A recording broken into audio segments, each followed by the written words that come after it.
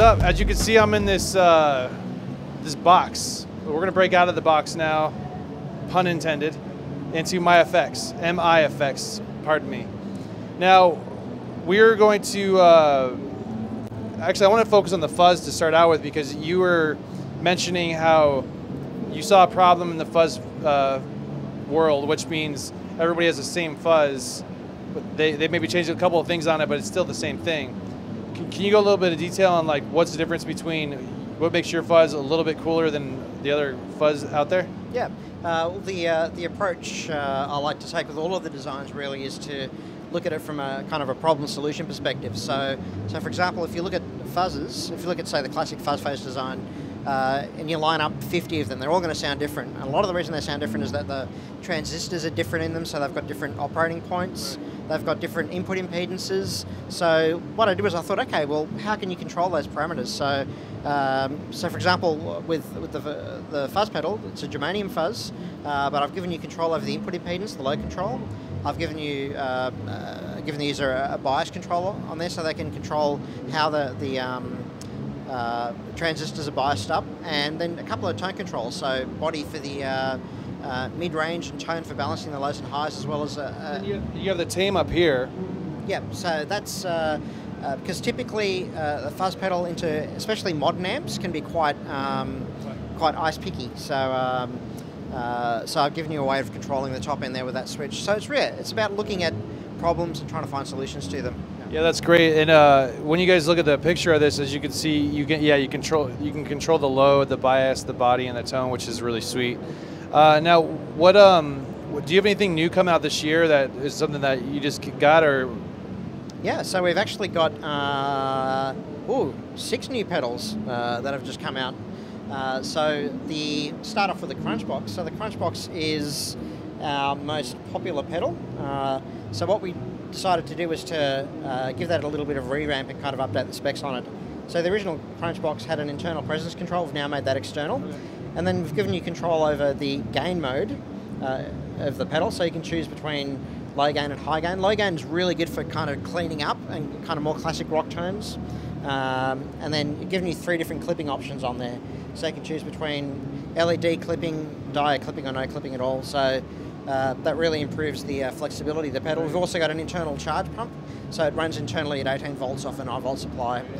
Another give a drive right here. Yep, so that's, technically it's our second FET-based pedal.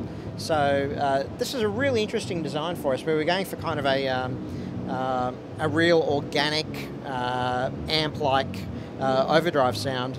So we decided to use FETs because they have characteristics that are very similar to vacuum tubes.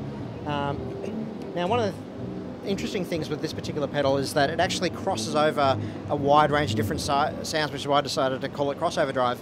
Gain all the way down, it's really clean. It almost sounds like it's a tone enhancer. Get up to halfway and you kind of beautiful, kind of smooth singing lead sounds, and then all the way up, it's almost like a fuzz pedal. Yep. So that's the crossover drive. So what's your favorite pedal out of these? Favorite in the sense that when you were making it, you're like, this is actually, yeah, I'm having a good time here. Oh, it's like asking me to choose between my children. Everyone has a favorite child, but they never say who it is. So you could tell us here. Well, I do have a particular, let me pick 2. The Tube Zone was the first pedal I did. I actually started making those back in '95 in Sydney, Australia. So I've got a bit of a soft spot for that. It's a really flexible pedal. It covers... This is the one pedal to trigger... Yeah, exactly, yeah. And I'm really quite proud of the Megalith Delta. So as you can see behind you, just there. The last one I saw, the Super Blues. Now this one it looks the same color as a Blues Driver. Yep. So what does this baby do that the Blues Driver misses out on? Or is it even a...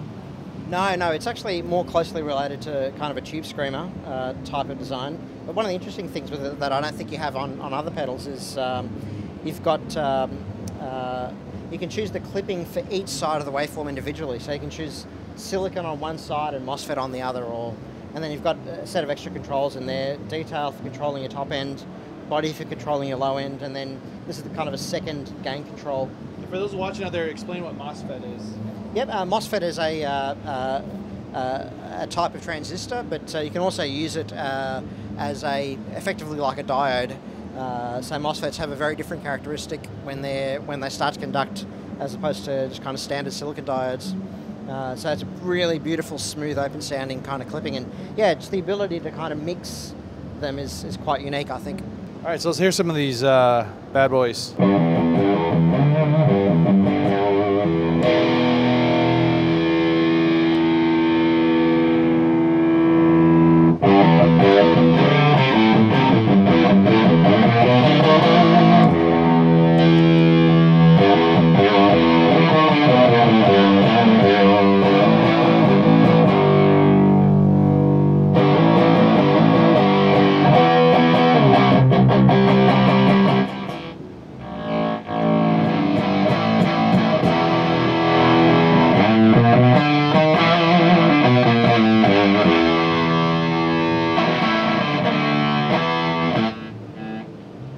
Yeah, I like that. Very cool.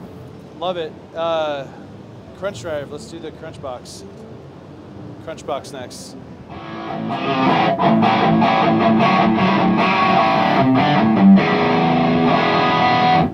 So, try that.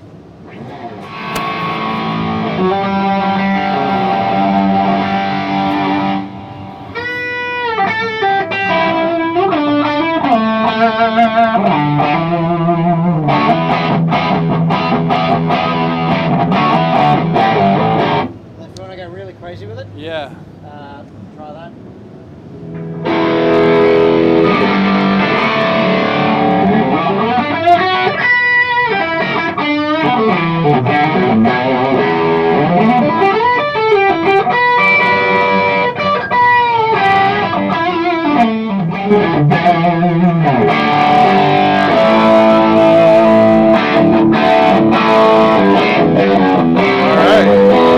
This is great. So you guys got to check out MI Audio, and where can they find the website?